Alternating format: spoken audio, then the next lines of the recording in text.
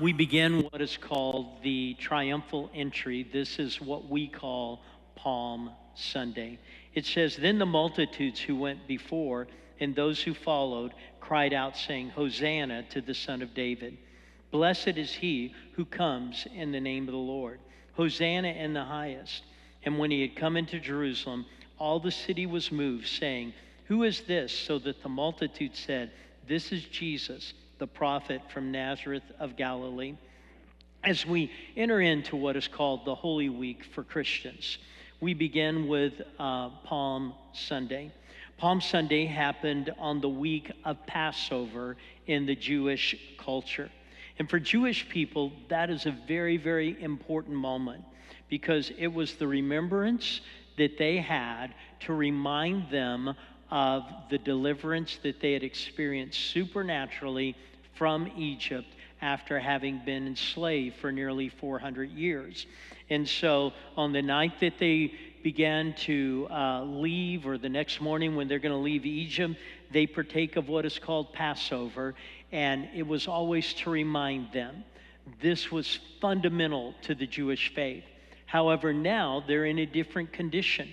And the condition is not that they have been exiled from their land, but they are now in their land, but their land is occupied by Rome.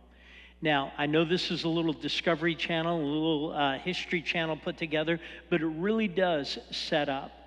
And so for Israel, what they're thinking is this, is in the way that God freed us from Egypt, he's going to deliver us from the Roman Empire. Our nation is going to come back to what God intended it to be, a land just with us in it, and it's going to be totally free, and that's what they're anticipating.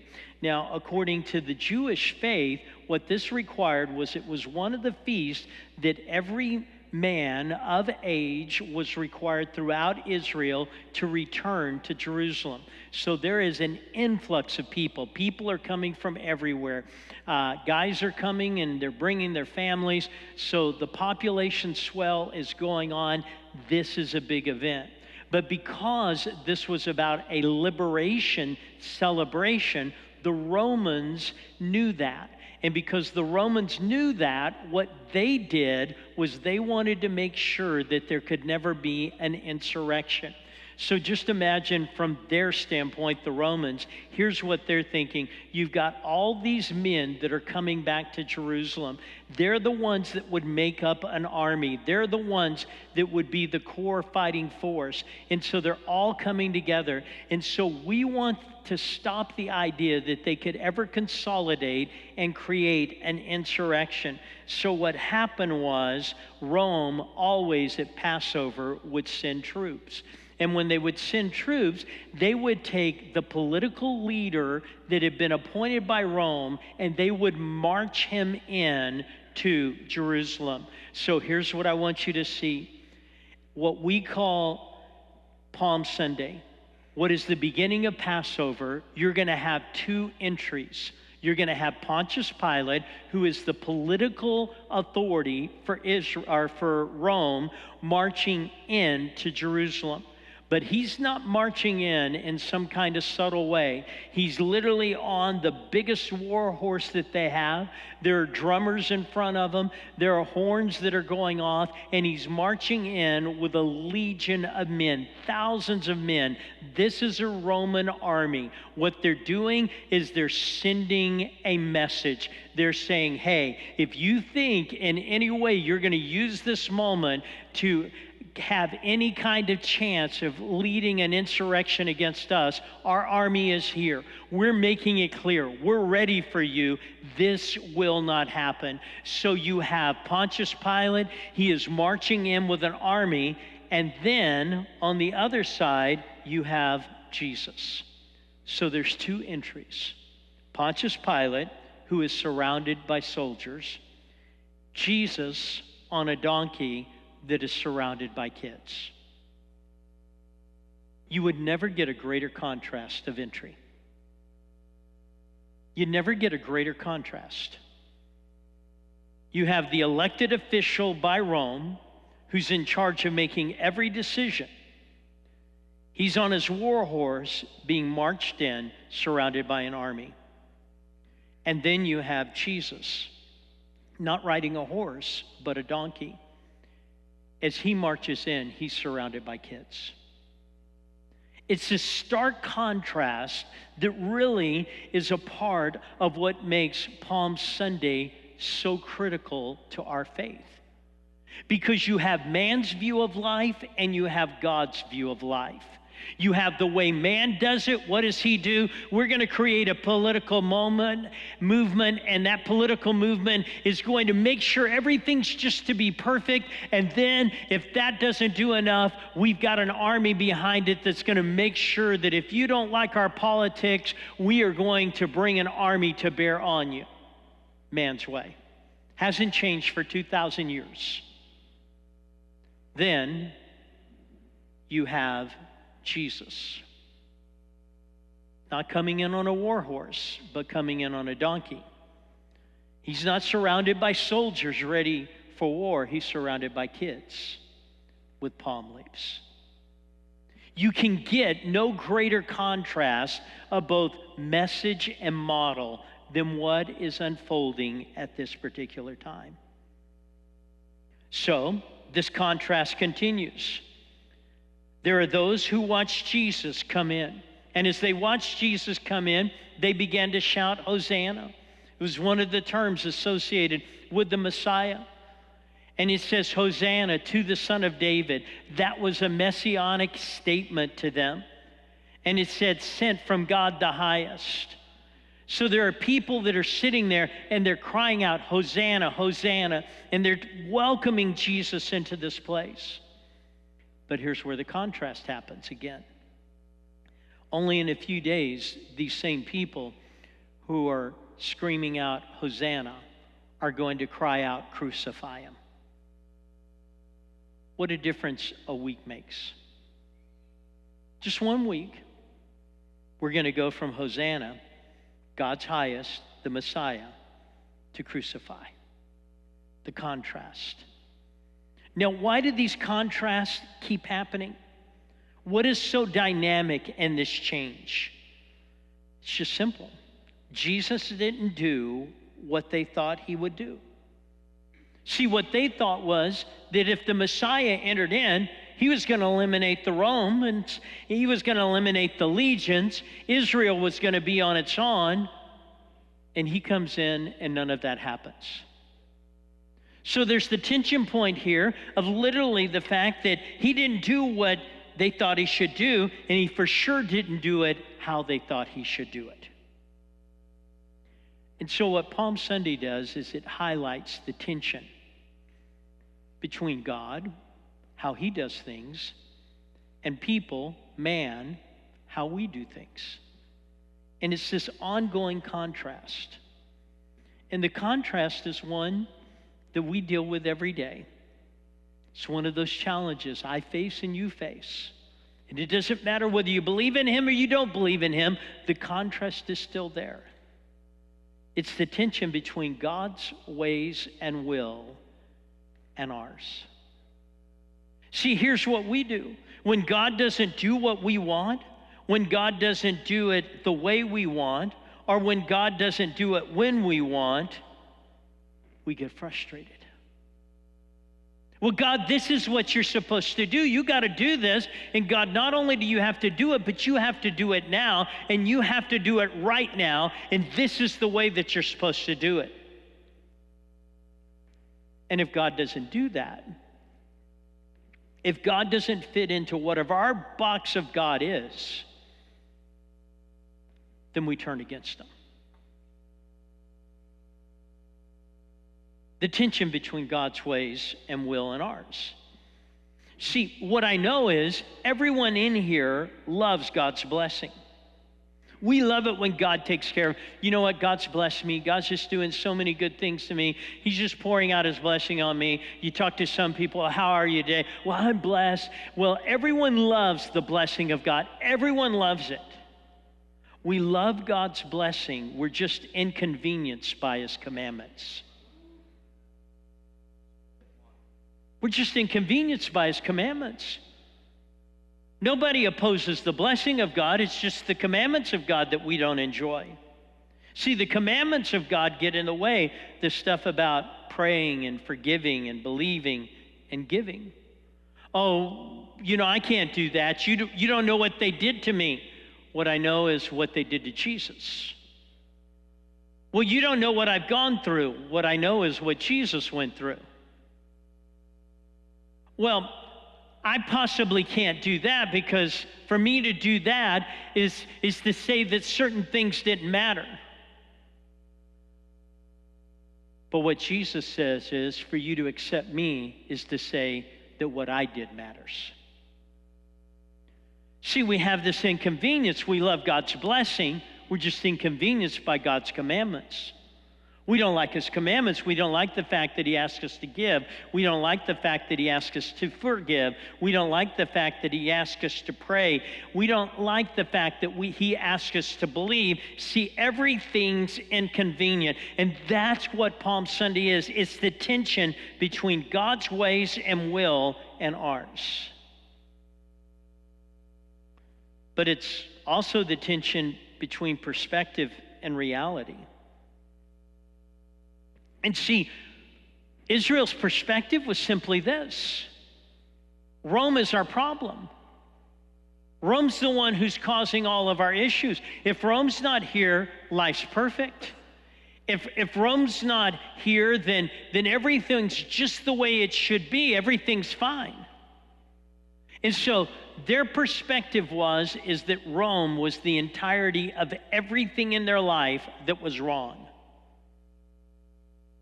But God looked at it different. And he said, Rome's not your problem, sin's your problem. Sin's your problem. It's not Rome, it's sin.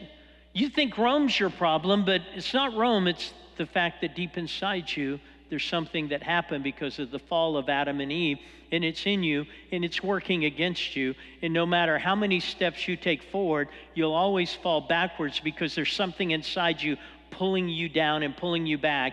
And your real problem isn't the Romans around you, it is the sin that's within you. And God's perspective of the problem was different. And so it's one thing that when God doesn't do what we want, it's another thing when God doesn't do it when we want it or the way we want it. But what if God doesn't even see the problem the way we see it? And so it's a totally different thing. But see, prayer is simple. Let me just tell you what Christian prayer is. Christian prayer for most people is two things. God, change my problems, but don't change me. That's what Christian prayer is. Change my problems. God, just this over here, this over here, this over there, but leave me alone. Just leave me alone. Don't mess with me. Take care of my problems. Take care of this stuff. I'll be all right. Don't mess with me. And see, that's what Israel wanted. Israel wanted God to change their problems, but not to change them. And that hasn't changed since that time to this. It is our way of responding. So here's what we know. People tend to just go back to existing behavior. You know, there was an interesting study done on people who had open heart surgery. And what they said was, after 90 days after open heart surgery, 78% of the people who had open heart surgery, I mean, they were going to die without it. They needed it. There were issues there. They got those issues, but 78% went back to eating exactly the way they used to eat. What is that? It's not the lack of understanding something. It's the lack of being able to address a key issue that's interior. So there's the tension between God's ways and wills and ours. We love the blessing of God. It's the commandments of God that are inconvenient. It's the tension between perspective. They thought that Rome was their problem, and God said, no, sin's your problem. And then there's the tension between feelings and faith. See, Palm Sunday, when it started, it was about Hosanna. But one thing that you learn is this: is that crowds never equal commitment. Crowds never equal commitment. So you can be around a crowd and everyone will say, well, we believe this. This is what we're for. This is who we are. But crowds don't create commitment. See, commitment is never found in a crowd. It's found when you're alone.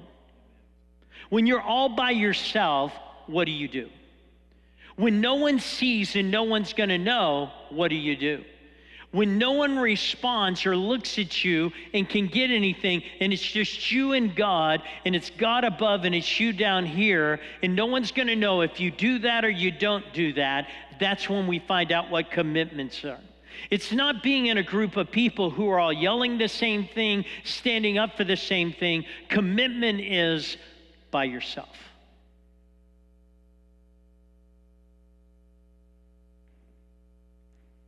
See, when there's a crowd, you can have feelings. When you're by yourself, we figure out your faith.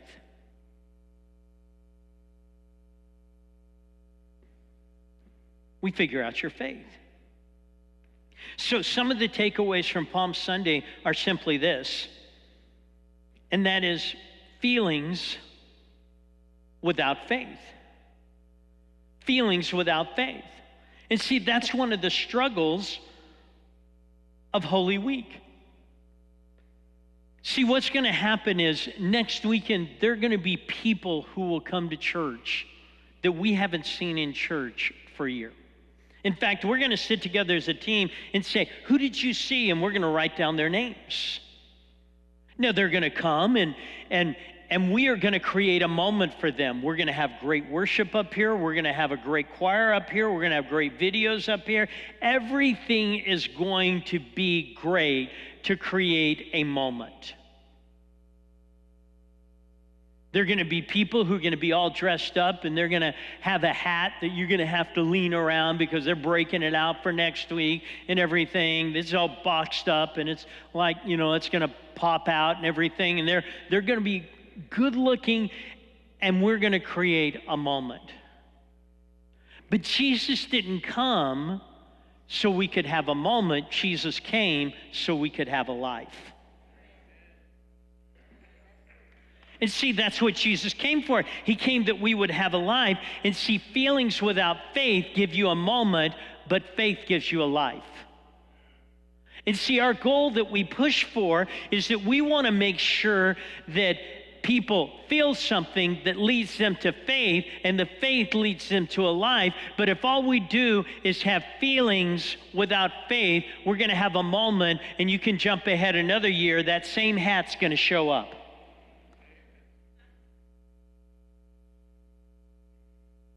Because moments with God are different than a life with God.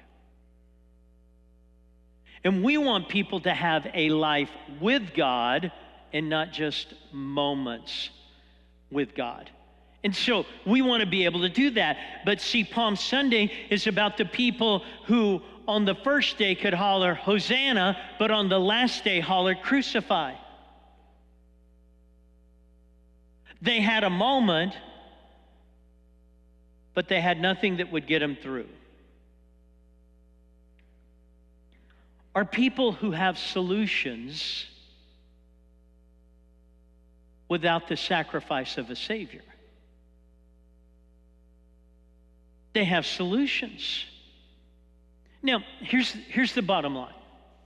We live in a society now where if we feel bad, what we want to do is we don't even want to go to the doctor, we want to tell a doc. I mean, we've taken out the whole idea of going to them. We're just going to tell a doc with them. And so we're going to do the things and we're going to tell the doc, and someone's going to show up and you have no clue if that's a real doctor. But someone's going to show up there and you're going to give them your symptoms, because here's what we want. We just want a pill. Just give me a pill. Why? Because what a pill does is it makes you feel better. What a pill doesn't do is it doesn't always make you better. So we want to feel better. So just give me a pill. Just give me a pill. Let's tell a doc right here because, it saves me going to your office. You don't have to have. The guy's probably, got his robe on and sitting in shorts, and he's giving you a pill to make you feel better because we want a pill. I remember reading this article about this young ER doctor. And this young ER doctor was working in a highly urban area where there were too many patients for the ER that existed. And so there wasn't a whole lot of time. And this young boy came in, but all his records showed that he had already been diagnosed with asthma. So when he came in, he was having a hard time breathing. The doctor just looked at him and assumed that he was treating asthma, so he put him through the asthma treatment of various things, and he breathed a little bit better. His oxygen level, some of the stress wasn't there, and he started breathing better. Well, good for the kid, good for the doctor, move on to the next case. Except 2 days later, the little boy comes in again, and he's got that same labored breathing, and it just seems like he's not. And the doctor's thinking, well, I treated him for asthma just like the book says. He presented with asthma. We know he has asthma. We've done that. I've treated him just the way he is, and now he's back 2 days. He shouldn't be back. So he says, I'm going to do a deeper exam. So what he did was he got one of those instruments, whatever you would call them, and it had a long extension, and he said, well, I just want to make sure that his airways are clear, and he looked way up in his nose, and when he looked up in his nose, he could see that it was blocked. And so as he looked in and he saw that it was blocked, he realized what was going on, and so he got this long instrument. The kid's totally uncomfortable, goes up there and pulls out what is blocking it. Well, what was blocking it was a jelly bean that his brother had strategically located, because his brother had tried to stick jelly beans up his nose. And so this little boy immediately started breathing better, he's no longer labored and everything. And here was a little boy that had asthma, but he was being treated as though he has asthma, but he didn't have an asthma problem, he had a jelly bean problem. And so the doctor made a note to himself, and he put it on the board that would be behind the patients. He said, always check for jelly beans. And what he was saying to himself is, don't let the superficial determine it. See, we want solutions without a Savior. We want solutions without a Savior. We want the symptoms better, but the symptoms aren't going to change until you go beyond just a superficial thing. And see, for many people, they have problems without perspective. And the problems without perspective are this, is things keep going on and things keep going on. And for Israel, they thought the problem was Rome, and God said, no, the problem is their sin.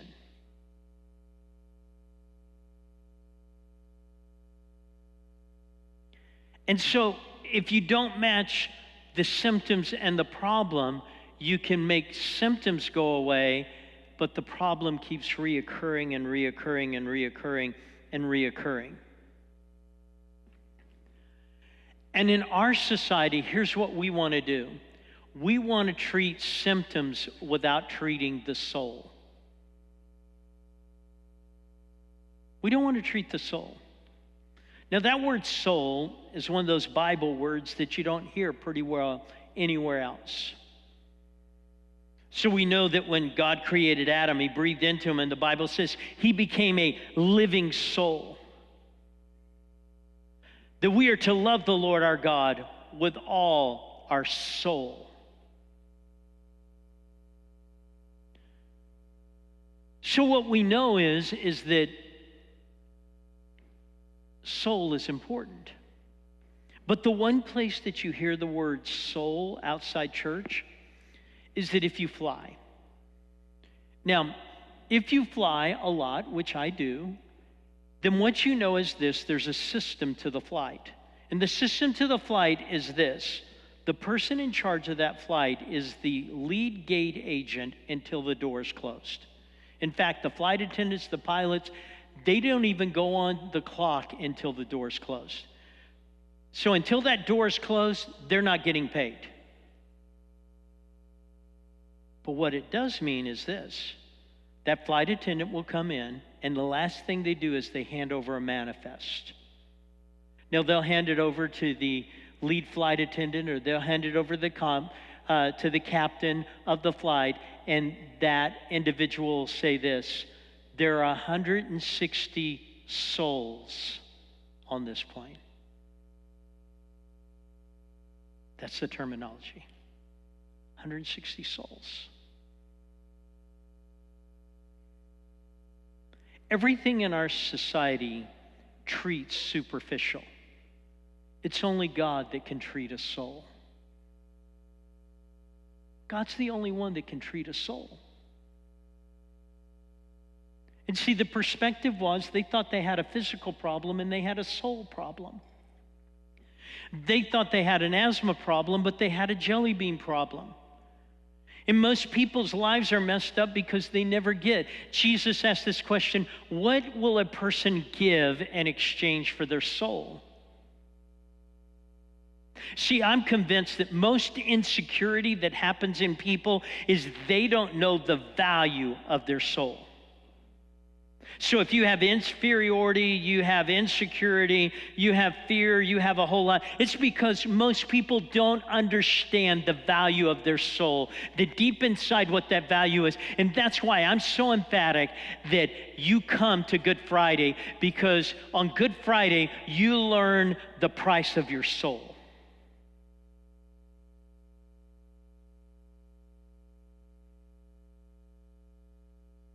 And all that happens without Good Friday is you learn the price of Jesus' soul, not yours.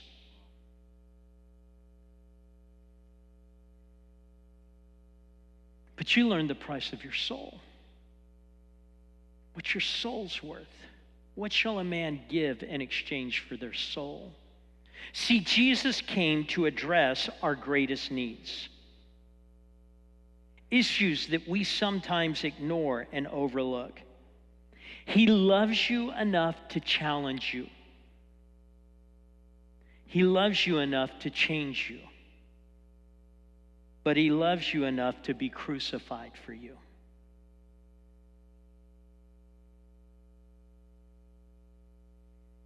Because he wants to save your soul.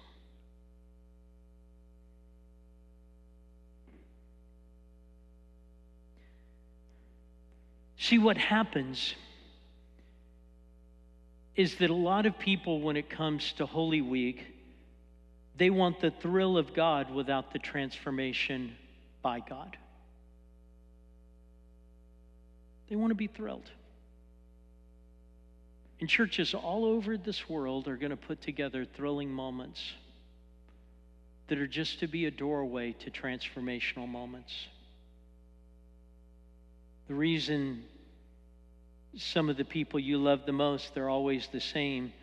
And you say, well, they've been to church before. It's because they had a thrilling moment. They haven't had a transformational moment.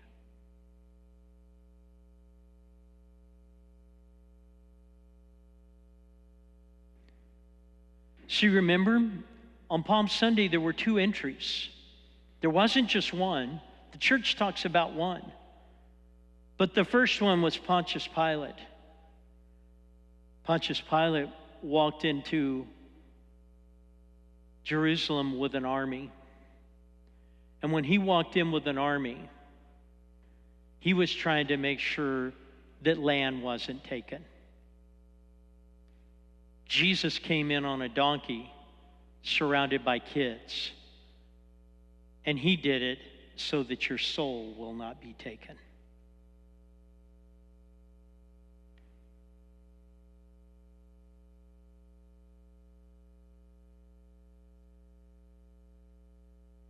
See, on that first Palm Sunday, there were people who had a lot of feelings, but they didn't have faith. They had solutions, but they didn't really understand sacrifice. They had problems, but they really didn't have perspective. They had symptoms, but they overlooked their soul. They had the thrill of God without the transformation of God. Aren't you glad that there aren't people like that anymore? That just happened 2,000 years ago? That we've matured so much in 2,000 years that no one would respond like that anymore. The truth of the matter is people are people, back then and today. Pilate, he wanted to protect land. Jesus wanted to protect you. Pilate, he wanted to make sure no one took land. God wanted to make sure no one took your soul. Greatest story that's ever been told. He who is dead is alive, and he's alive forevermore.